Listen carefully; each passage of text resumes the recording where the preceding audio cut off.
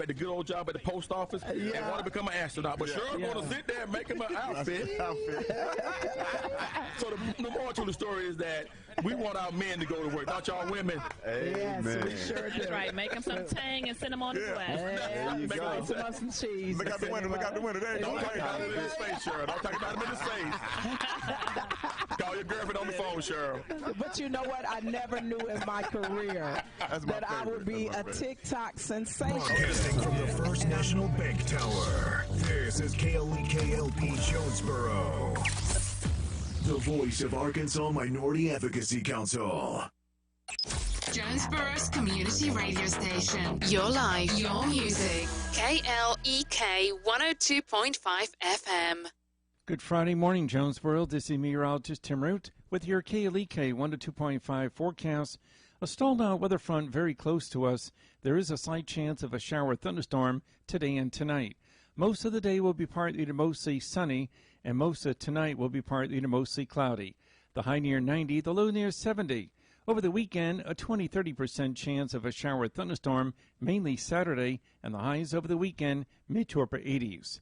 Jonesboro's community radio station, we're KLEK 102.5 FM. From FSN in London, I'm Nina Maria Potts with the latest world headlines. Germany has announced that 10 European countries are to take 400 unaccompanied minors who were part of a mass exodus from Greece's largest migrant camp, which burned to the ground. New Yorkers are commemorating 19 years since the September 11th terrorist attacks on the United States. And after two clashes between their troops in the last 3 months, India and China have now agreed to de-escalate tensions. It's 9:01. KLEK LP Jonesboro, the voice of Arkansas Minority Advocacy Council. It's now time for Community Conversations, a program focusing on the people working to make the Jonesboro community a better place, while offering viewpoints from all sides of the issues. The views expressed in this program are those of the participants and do not necessarily reflect the views of KLEK 102.5 FM, the voice of Arkansas Minority Advocacy Council, or our underwriters or sponsors. KLEK 102.5 FM. Good morning to you on your Friday. It's September 11th, 2020, and of course this is the anniversary of 9/11, so we definitely do want to remember those lives that were lost on that tragic day. We never want to forget the sacrifices of everyone that participated in the events of that day. This is Community Conversations. Kato Wonder is in the studio with you. I'm joined by Kabila Jones via phone, host of Community Conversations, and joining us in the studio today is Chris Gibson. He is the incumbent city councilman for Ward 3, Position 2. And of course, as always, KLEK and the voice of Arkansas Minority Advocacy Council. We do not endorse, support, or oppose any candidate for office. This interview is provided for informational purposes only, but as always, we definitely do encourage you to exercise your right to vote. Election day is November 3rd. Early voting starts, I believe, a couple weeks before that. You can register to vote right now, and it's ongoing through October 5th. And of course, you can request your absentee ballot if you have concerns about COVID-19. You can call the county clerk to do that. Go ahead and return that ballot as soon as possible, preferably dropping it back off at the clerk's office if you can. But if you have to mail it back as soon as possible, because we know the mail is running slow. So now that I've gotten all of that out the way, how you doing today, Chris? I'm doing very well, and yourself? All right, so Chris, as always, we'll start off with, for those who may not be familiar with you, to just tell a little bit about yourself and your background. Okay, my name's Chris Gibson. I'm a Jonesboro native. I've been here all my life. Graduated from Jonesboro High School. You pull that mic up sit a little closer to that mic. I can do that. Okay. Graduated from Jonesboro High School and went on to Arkansas State University, where I earned my undergraduate degree and went on to get my master's in business administration. I'm currently sitting as the Chief Operations Officer for R-Care. We're a healthcare provider that has 58 medical clinics in 3 states. I've been in that role for about 8 years. I've served on the Jonesboro City Council in many capacities for the last 12 years. I've had the honor of serving on public services for those 12 years, as well as public safety. I've also chaired the Nominating and Rules Committee for about 6 of those 12 years. I have the opportunity to serve the citizens of Jonesboro with the Arkansas Municipal League in Little Rock as an advisory council member to cities of the large first class. I've been doing that now for 7 years. I have a family, my wife Tina and my daughter Shelby. Shelby attends elementary school at Brooklyn. Just proud to be a supporter and citizen of this great city. All right. And, of course, what made you decide to seek another term on the council? Jonesboro has given me and my family so much. I feel that continued involvement and giving back is just crucial, especially at this crossroads that we're in with not only the pandemic, but the change in the mayoral position, which is inevitable at this point. I think we need continued strong leadership on our city council at this point. And you mentioned about obviously we're going to have a new mayor, and I'm not going to ask you which one are you supporting, but just what are your overall thoughts on preparing to work with someone? Obviously, neither of the candidates have actually served as a mayor before, so it's going to be a bit of a learning curve for whoever ends up in that position. So just kind of give your approach to that and how you plan to work with whoever that mayor is to help them to get better acclimated to the job. Well, let me just say that the mayoral candidates at this point, I feel, are doing a very good job of trying to understand the situations that are facing our city. They are sitting down with not only department heads, but city staff members as well as council members, and trying to really get a good grasp on everything that's going on and the needs of our city. All right. Quabila, let's go ahead and go to you for your first question. All right. So good morning to you, Mr. Chris. Just want to go ahead and jump into some of the issues that we've already discussed with some of the other candidates. Issues that are important to me. Let's talk about housing and economic development when it comes to new industries coming to Jonesboro. So we'll tackle housing first.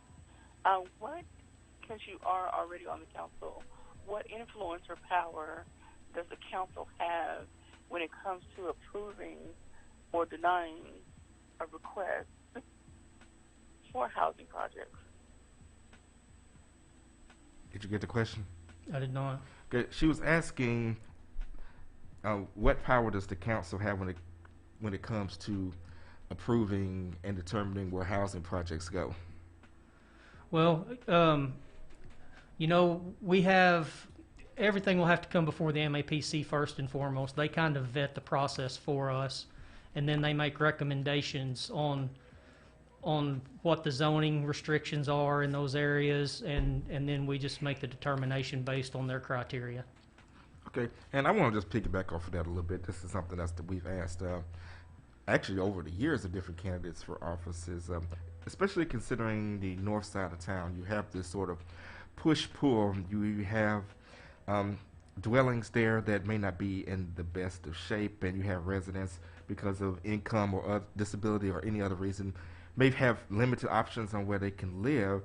At the same time, you have investors and developers, that are willing to build over there, but at the same time, they need to recoup their costs. So what do you feel can be done to ensure that people have housing that is good quality, but also affordable? You don't want two of the extremes. You don't want a part of town. It don't just have to be north, be any part of town where everything is falling apart and it's the only thing people can afford. Or the flip side, you got all this nice, pretty stuff, but hardly anybody can afford it. Okay. Where do you strike the balance? Well, I can approach that in a couple of different ways. You're right. Builders have to recoup their cost, and I can attest that building costs are extremely high right now. So it's hard to do so. We have implemented a land bank where the city acquires some of the blighted properties, and we are also able to provide some grant services through our grants department to help with the development of those properties when those grant funds come available. On the second prong of that, we are also looking at the zoning restrictions for some of those smaller lots where the setbacks won't have to be as large, so we can build smaller frame homes on those properties. And of course, those would make those properties not as expensive to That's correct. Either purchase or to rent. Kabila, do you want to add anything to that? I really appreciate expounding on that. Because you gotta put your headphones on. That's why you can't hear. I'm so sorry.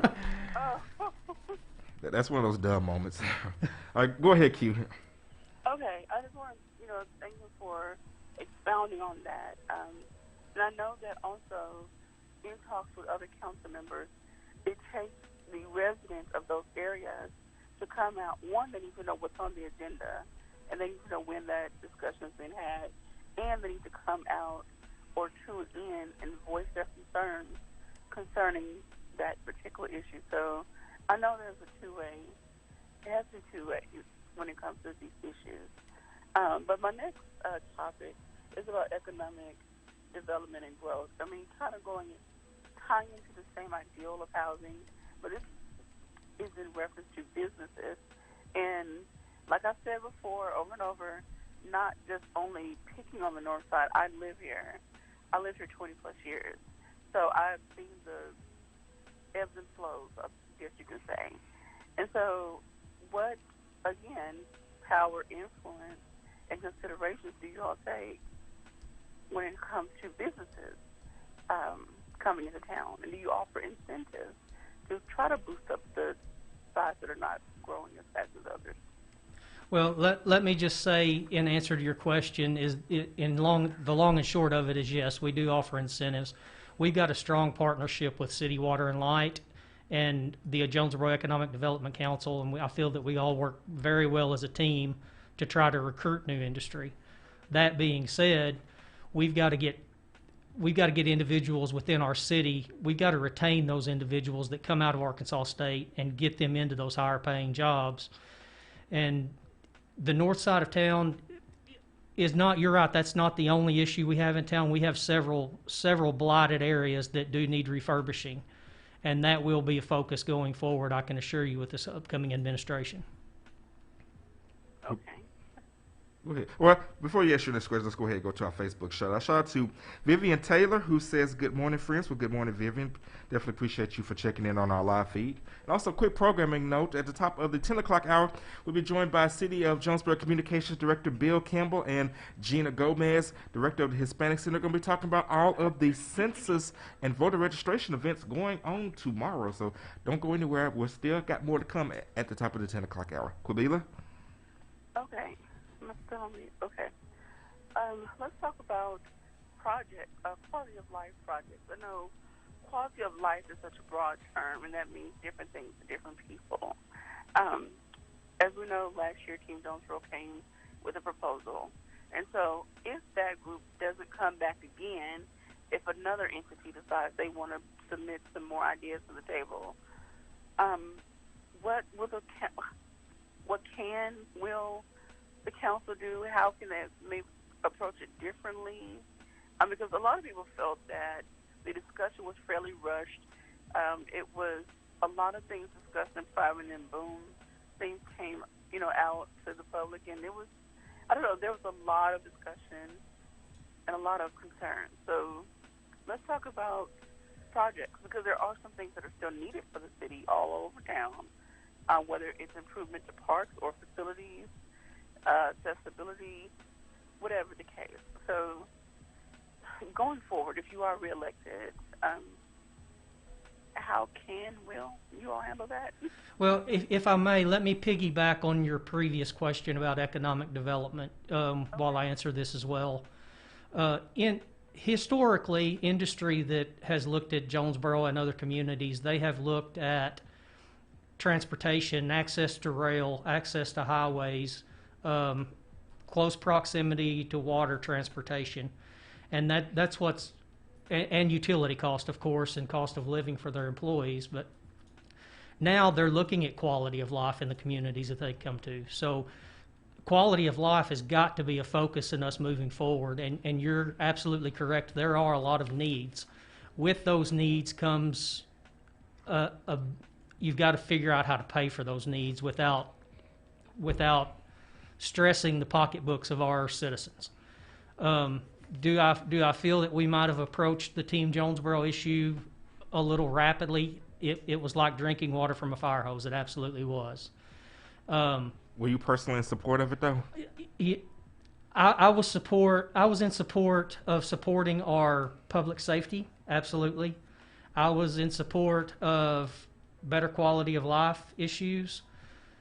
I do feel that those probably should have been split into two separate categories and instead of trying to push them on the citizens together. Okay. Quabila? Well, did he finish his statement? Oh, did you finish your answer to Quabila? Well, I was just saying that I feel that we need to have pocket parks throughout the city. You know, we've got some great park systems, but they're not accessible to everyone. The walkability, the bikeability has got to get better. At that comes a cost, as I said, and we just got to figure out as an administration how we can better budget to pay for those things. Are impact fees a potential solution? What are your thoughts on impact fees? I think that we do at some point need to implement impact fees. That being said, I don't feel that it's a solution to the entire problem, because when we're talking about infrastructure improvements for quality of life, we're talking about a pretty large price tag. So I think we've got to get just a little more creative than just the impact fees. Of course, some people think when it comes to quality of life, the best answer is to encourage more public-private partnerships instead of the city raising funds itself to get it to encourage businesses to do so. If that is the route to go, either through tax incentives or some other means, would there potentially be a solution using that method to attract private industries to build these quality of life projects? Well, I'm always the first to defend the city of Jonesboro when someone comes to me and says, look at Fayetteville or Oxford, Mississippi. We're not a Fayetteville. We're not an Oxford, Mississippi. However, those public and private partnerships in those communities have done great things for their infrastructure and quality of life initiatives. So the answer to your question is absolutely. All right, Kabila. Okay. Let's talk about, I guess, switching gears just a little bit, but in essence, still tying to the conversation, developing a partnership or stronger partnership with Arkansas State University and maybe even some high school students as far as getting them more involved and engaged with city government and utilizing some of their ideas to help make some of these improvements we need within our city. You talked about, and we've all talked about how we want to retain those students here. We want them to get their education here, live, work, and raise their families here. So what are some ways, since you're already on the council, that you all have established relationships, and what would you like to see going forward if you are reelected? Well, young minds are certainly the foundation for our future, and we do have some bright young talent in our school systems in Jonesboro and the surrounding areas. One thing that I've personally done, I've had the opportunity to go out and speak to some scout groups regarding and some young men's organizations regarding, you know, what it is to be involved in city government. This is not something I ever really thought that I would be involved in, I'll be perfectly honest with you. When I was going through Leadership Jonesboro in 2004, then Mayor Harold Brodell and I were having a side conversation, and he said, Chris, if you ever get the opportunity, there's nothing more giving than public service. And that kind of stuck with me. And it was about 4 years later that I decided to throw my hat into the ring for city council. And just to be perfectly honest, I'm glad that I've never looked back. It has been rewarding, and it's great to be able to give back to the citizens and the city that has given my family so much. So in answer to your question, you know, I think we do need to find a way to get students more involved and maybe get them into the council chambers and into the committee meetings, and possibly even utilize some of the high school East Labs as a foundation for some of the subcommittees that we put together, because young minds can come up with some really creative solutions to some really serious problems. All right, okay, and along those lines, what is something that you take from your years of experience on the council that helps you now? Oh, what's one of the biggest takeaways from your experience on you the know, council? one of my biggest personal takeaways from my experience on the council is, you know, you learn when you get in there that it's more than making laws that impact the citizens in the city of Jonesboro. It's a business, and you have to run it like a business. And I feel that it's made me a stronger businessman. You know, I feel that it's blessed me with opportunities to learn more financial background, leadership skills, the ability to communicate with different individuals from all walks of life. You know, one thing that I pride myself in on my 12 years of the council, I have never not returned a phone call from anyone. And I've had the opportunity to meet some really, really great individuals with some really good ideas throughout that 12 years. And of course, this will allow me the opportunity to transition to the next question. You said that you have never returned a phone call. One thing that I know that you probably definitely got a lot of phone calls on was the recent MLK renaming, and you did vote in favor of that. Can you just kind of explain your reason for why did you vote for that? And, of course, even maybe mention some of the feedback that you did get, because I know you got a lot of calls on that. Well, we did receive a lot of calls, and as I said, I fielded everyone that reached out to me, whether they liked my answers or not. As you and I discussed prior to going on the air, that was a can that I feel had been kicked down the road long enough. Martin Luther King represents not only African Americans, but all Americans, and he was a great humanitarian, and he was deserving of the naming rights. And I'm glad that we were able to find a suitable solution. And also, as you and I discussed, hopefully soon that will become a major arterial throughout the city of Jonesboro where everyone will see his name. All right, Kubila, we got about 2 minutes left. Okay, well, I'll just ask the question we can address on the other side. In reference to an issue like the MLK Street renaming, if another issue that is controversial and heated comes before the council, if you're all reelected, will you all seek to create another committee or just allow the council more time to really sort through the issues? Should I answer that now? Yeah. Okay. I think that every situation is different. I do think that some of the issues that come before us, especially the controversial issues, do warrant subcommittees that are formed by peers rather than just council members. However, there are sometimes time constraints on some of those issues to where we really don't have the time to pull together a qualified committee to hear those issues, if that makes sense. Okay. And we're going to leave it there. We'll ask some more questions on the other side of the break. But we do got some Facebook shout out to Linda Johnson Frazier, who says, good morning, KLEK. And Derek Coleman says, good morning, gentlemen. Well, good morning, Derek. Appreciate each and every one of you for checking in. We're going to get ready to go into our first break. But don't go anywhere. We will be back with more with Chris Gibson, candidate for City Council Ward 3, Position 2 for the City of Jonesboro. This is Community Conversations on KLEK 102.5 FM.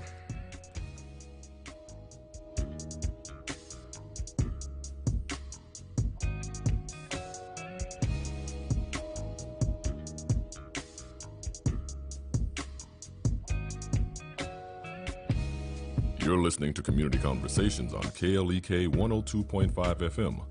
We'll be right back.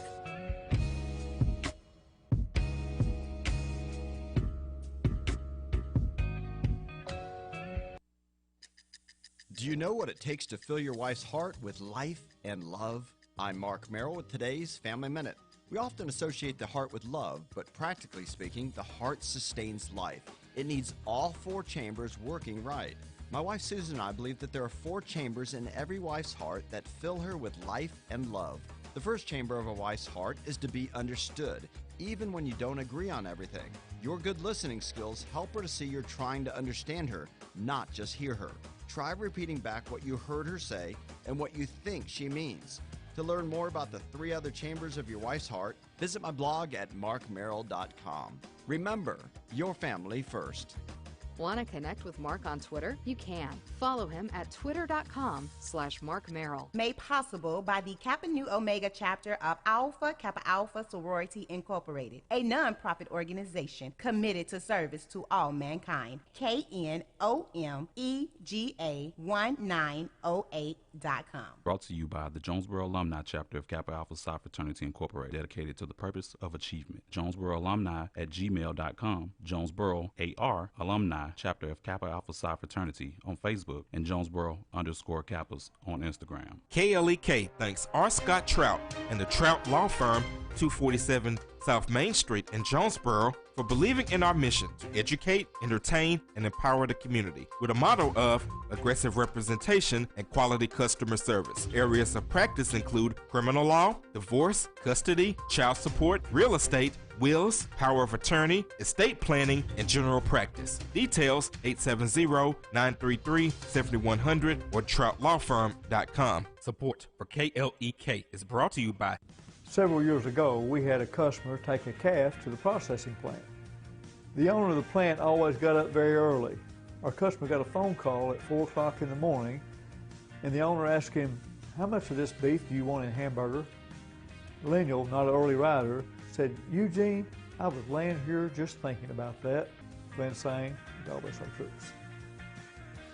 The Office of Diversity and Community Engagement at Arkansas State University, under the leadership of Dr. Maurice Gibson, is a proud supporter of KLEK and is dedicated to finding innovative ways to advance their mission of creating a diverse and inclusive environment, conducive to educating, enhancing, and enriching lives, uplifting various and diverse groups on the A-State campus, and striving to maintain Arkansas State University a place that is inclusive to all individuals, regardless of origin, color, religion, socioeconomic status, or sexual orientation. More information about the Arkansas State University Office of Diversity and Community Engagement is available at www.astate.edu/diversity and 870-972-3081.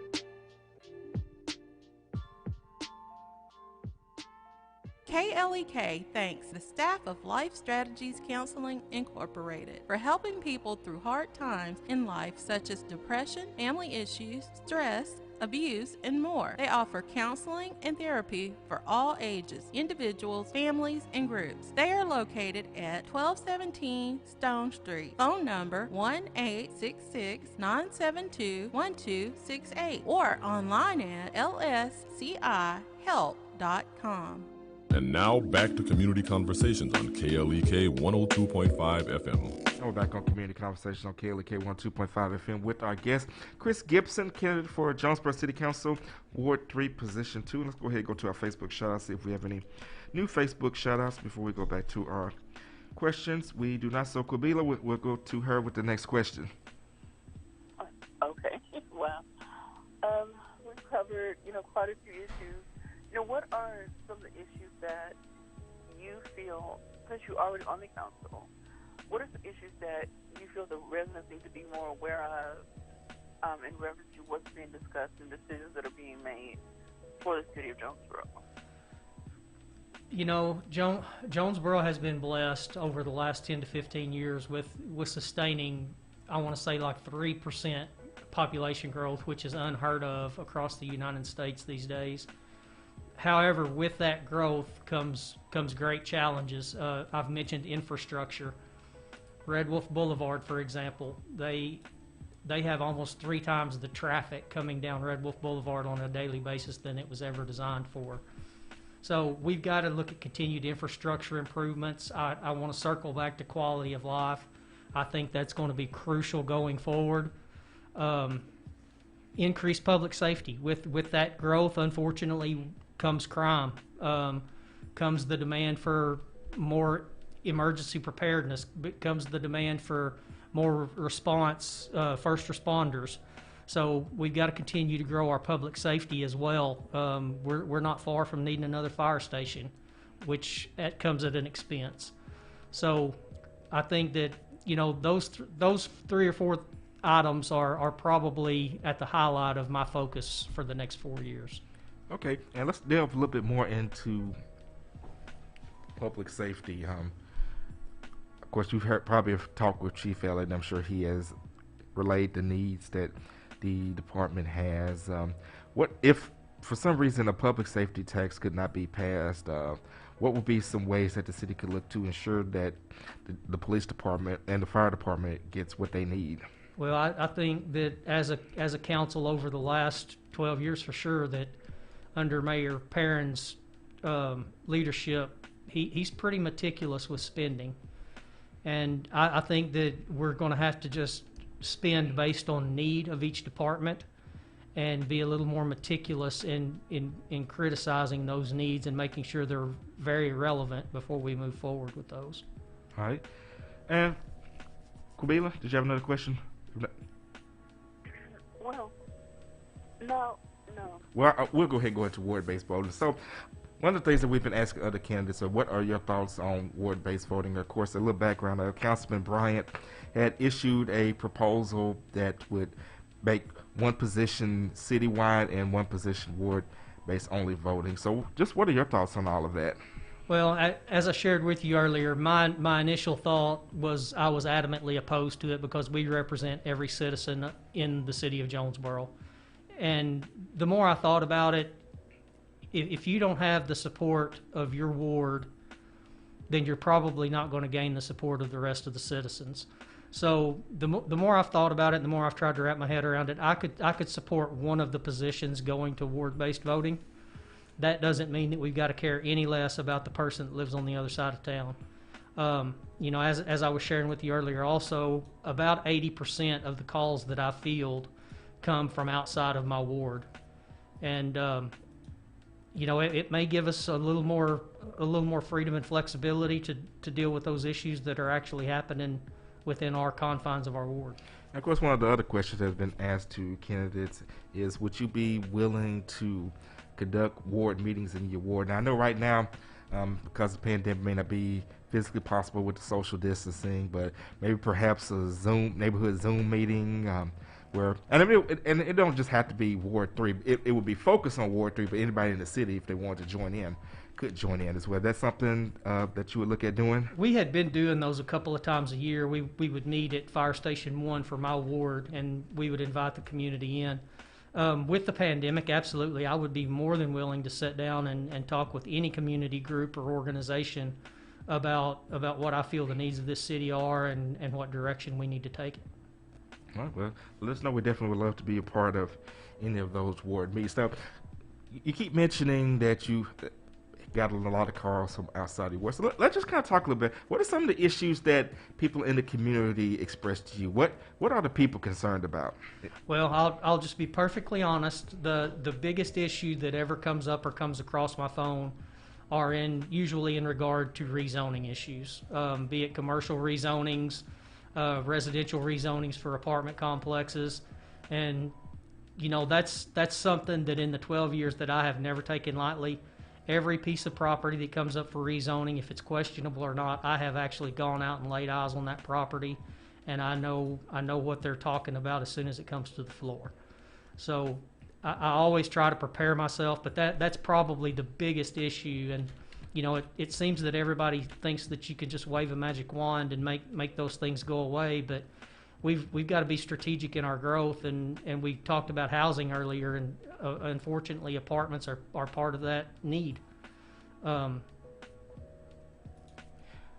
I think you're right. It goes into balance again. You've got a need for people, especially younger people, college students, unmarried people, or people who have any kind of situation that need a place to stay. You have developers who have a business and they want to make money, and you have homeowners who want to protect the quality of their neighborhood. So you basically have a balancing act that you have to conduct, protecting all of these interests. And of course, I've went through zoning myself, and zoning is a process. And for some people, it may be confusing. There may need to be perhaps some kind of education to explain how zoning works. I mean, I don't know the different types of zones. You know, you got RC3 this, or all these different codes and things. So I think an education to the community would go a long way to help toward these issues. And that also goes into a question that Kubila has asked some of the other candidates. Would you be in favor of professional development opportunities, ongoing professional development opportunities for members of the council, and by extension, extending those to the public to better educate the public on exactly what the council does and what they vote on to increase participation from the community? I'm not sure that I completely understand your question, but I certainly will. Well, it wasn't really a question, just more your thoughts. I will say that I do encourage the community to get involved. Involvement over the last, I'd say, 4 to 5 years has really increased with citizens. There used to be a core pocket group that really liked to be involved, and that's really started expanding to different walks of life and different age brackets. And you know, we have several young college individuals that are coming to council meetings and committee meetings now, and then we've got some older adults that are coming and empty nesters that have decided that they wanted to get involved. So I certainly encourage involvement on every level of this, and I do think that you're probably spot on when you say an education in regards to the zonings would benefit John Q. Public or anyone out there. And I think it also helped to maybe cut down, some of the tension, because there have been some proposed developments that have caused a lot of tension, a lot of angst in the community. And one of those, this wasn't necessarily a development, but it gives us an opportunity to transition, was how to deal with the homeless population. Of course, as you know, a while back there was a gentleman who was willing to donate an old nursing home to be used as a shelter, and there was pushback from the community, and it made it difficult because everywhere that was, and this ties into the crisis stabilization unit, everywhere that Sheriff Boyd proposed to try to set this thing up, there was always pushback, to where they finally just had to sit it out at the jail property. So what can we do to ensure that we take care of the most vulnerable among us while easing the fears of those in the community at the same time? Well, I think that's a difficult balance as well. Everyone, including myself, we're all scared of change and the unknown, and you've got a preconceived notion of what those places will bring to your neighborhood, and some of those preconceived notions are not based on education or practice. They're just based on thought. If that. Okay, Quabela? I'm trying to get understanding of what he was saying.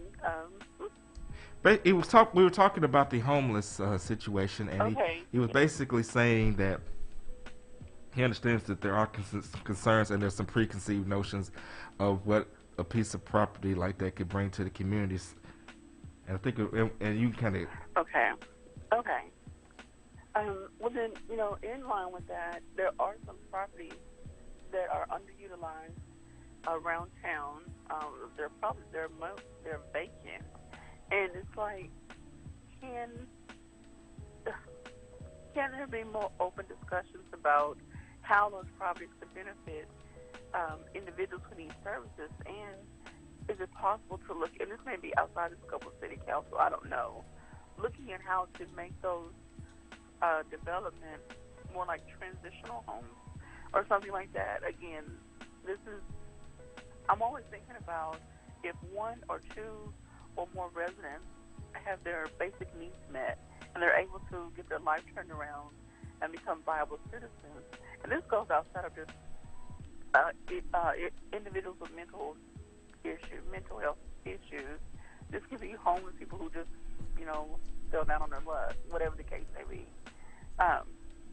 We need to look at ways to better serve all of our residents and stuff. And I'm not trying to pick on anybody, I'm just in general, and not put these individuals down. Everyone deserves a chance.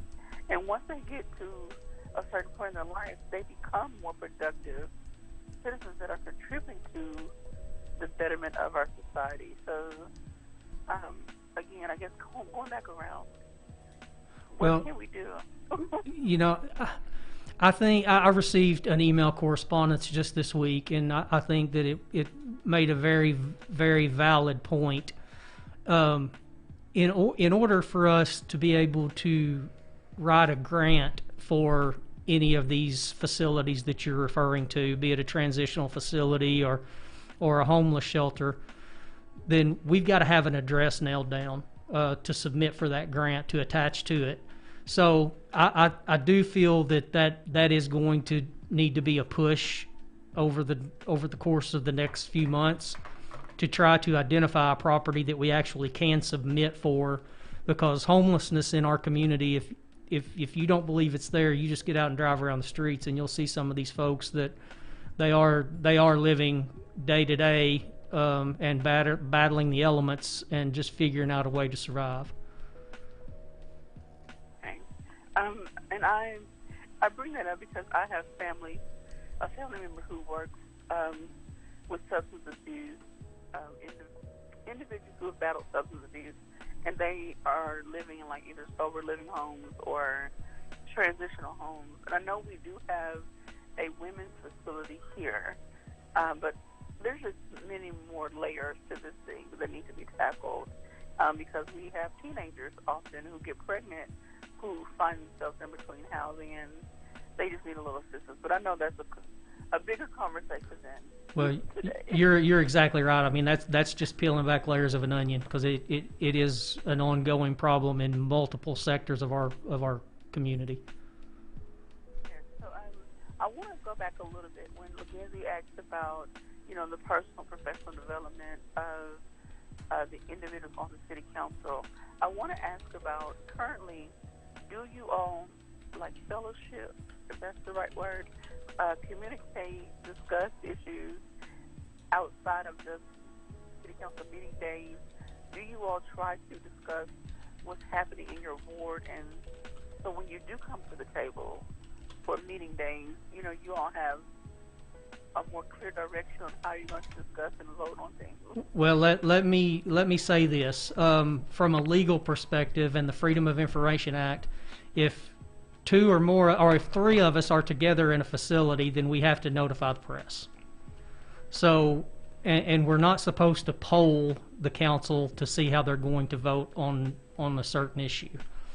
That being said, I talk with probably 60% of my fellow council members, many on a daily basis, and most of the others on a weekly basis, just to stay in touch and to get their pulse on things without polling them for a vote, if that makes sense. Yes, but I was just wondering if there's even any, and I don't want to say friend. I know you don't become instant friends just because you serve on the council together, but do you all still just kind of, and not necessarily polling how they would vote on something, but just maybe in passing, okay, here's the issue that's happening in my ward. I don't know. I just feel that when you know the people that you work with a little better, you have a deeper and better understanding and maybe a little more compassion. Well, in answer to your question, yeah, I have several friends on different levels that are on the city council. I consider most of them a friend, and I think that most of them, if I picked up the phone and called and asked them to do something, I think that they would all be right on it if they were able to help in the situation. So I do feel, the Jonesboro City Council is a small fraternity. There's not many of us that have had the opportunity to serve in this capacity. So we may not all agree on everything, and if we did, then 11 of us wouldn't be needed. But in answer to your question, yes, I believe there is that collegial relationship. Okay. I want to ask this, and I know this, again, is kind of project specific, but also going forward, if you are reelected, we talked about, you mentioned pocket parks. I would love to see more what they call urban gardens. Well, we call it community gardens here. Mm-hmm. We have a lot of green space. Some of it underutilized, and it's just kind of getting run down, run over with weeds or whatever. And we know there is a food desert in different areas of our state. And so when we know that residents face economic hardships now, especially during this COVID time, there's a lot of issues residents face. However, I would like to see going forward ways to utilize their spaces. And also, my question attached to that, do you feel this will help your residents more engaged with city government and getting to know who their ward representatives are, even if it's not a garden, just some simple beautification project? Oh, absolutely. I think that it would help the citizens become more familiar with who their appointed voice is. I use Charles Coleman as a prime example. He works those community gardens, and anyone you run into in the street knows Dr. Coleman. So absolutely, that would solidify relationships between government and the community. Okay. Got another Facebook shout out to Gwen Henderson, who says, good morning, KLEK. Skip Kelly says, I would ask all council meetings to hold ward meetings. Well, Chris has agreed to do so, and we again encourage all of the council members to hold those meetings as well. And Mr. Chris, currently, do you get together with your other partner for Ward 3 to also discuss issues that are happening in that ward and how to address those issues to the residents? You know, I go back to the statement that I made earlier in regard to staying in contact with all of my colleagues. Ann and I have a very strong working relationship. It's not that we talk on a daily basis by any means, but if there is a need in our ward, we generally get together prior to the council meetings and discuss those. Okay. Got a minute and a half. Okay, well, all I'm just going to say is, to me as a resident, I know that I need to become more involved and engaged, but I do want to let people know about jonesboro.org. The agendas are posted in advance. The city council meetings and other committee meetings are recorded. We all need to just become more engaged and involved, and I would love to hear your ideas on how that can happen on the other side of the break. Okay, thank you. All right, and with that, we're going to get ready to go into our last break. We're speaking with Chris Gibson, candidate for Jonesboro City Council Ward 3, Position 2. So join us when we come back from the other side of the break. It's the Community Conversations on KLEK 102.5 FM.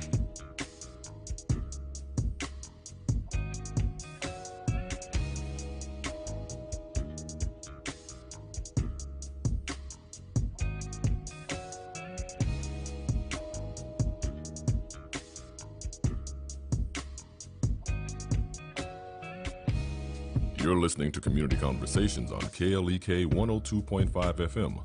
We'll be right back.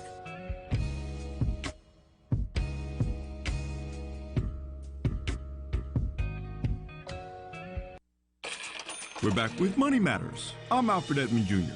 Today we're going to cover how to read your credit card statement.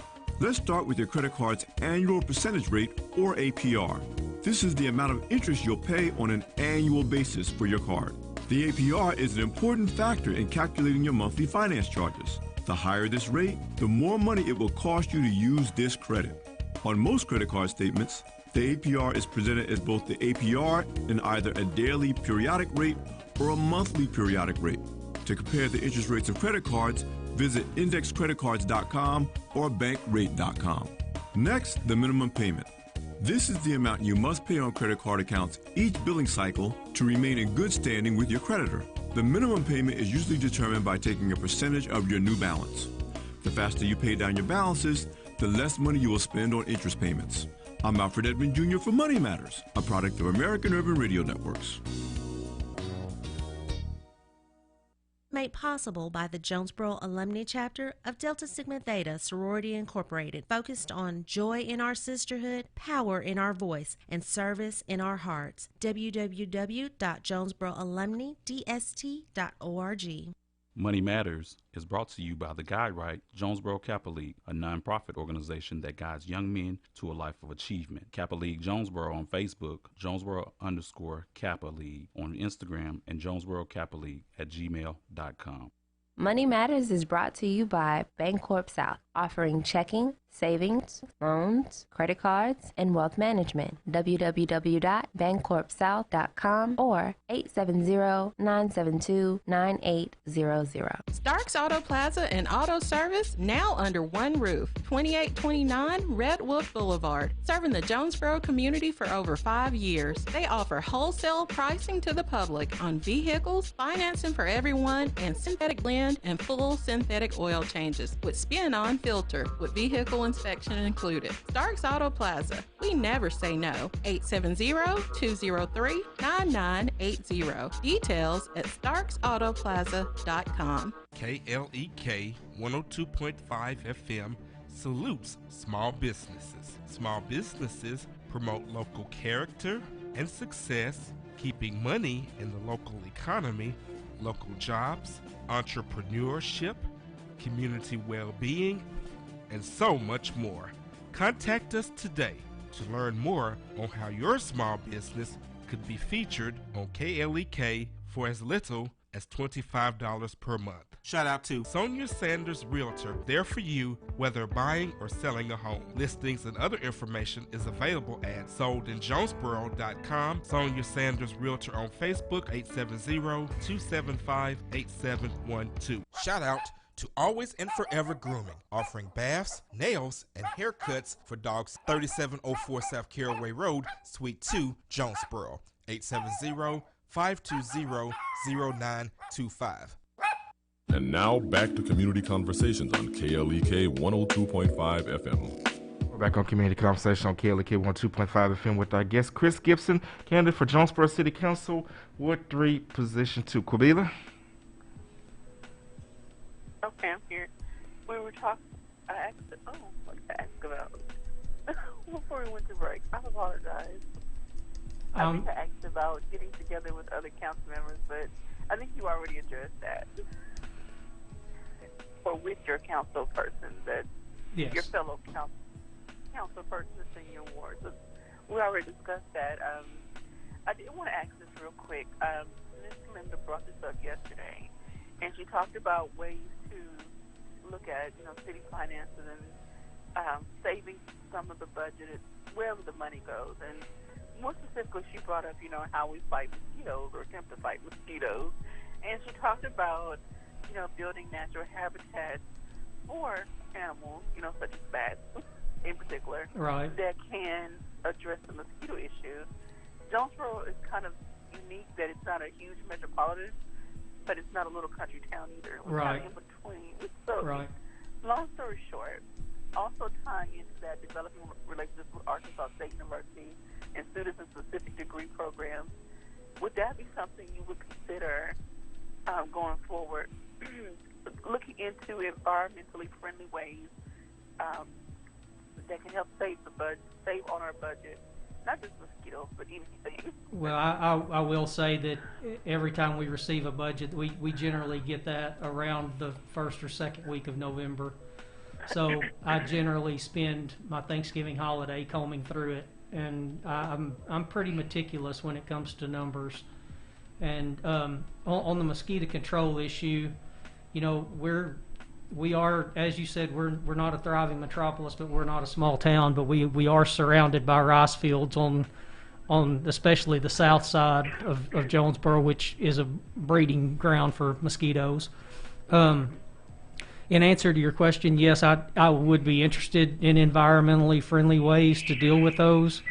I just, I don't know the answer to that. They're going to be a continuous problem, even with the Vector doing the continuous flyovers that we've contracted them to do over the last few years. Mosquitoes, if we don't have a bad winter, they're just going to be bad. That's just the way it is, and it's just an unfortunate situation of where we live. Okay, then I noticed the flooding issue has gotten better. So can you talk about that and how that progress? Well, I can tell you that the city of Jonesboro has miles and miles and miles of ditches, and we do sit in a floodplain.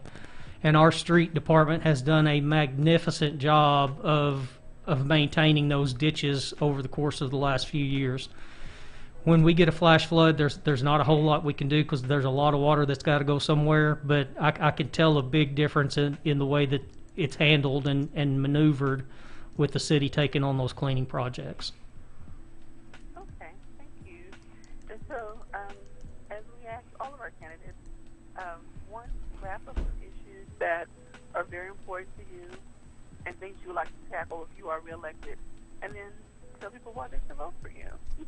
Well, the reason to vote for me, I've proven my dedication to this city over and over and over again.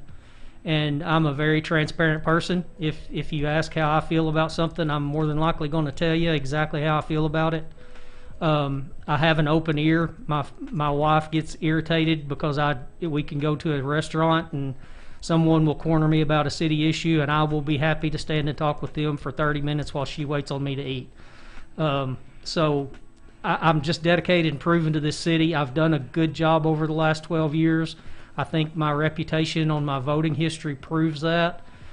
I I've always voted with my convictions for any issue that's happened in this city, and regardless of whether I agree with somebody or not, I'm going to do what's in the best interest of our citizens and our city as a whole. So that's why you should vote for me. In regard to the issues, I think I spoke on those earlier.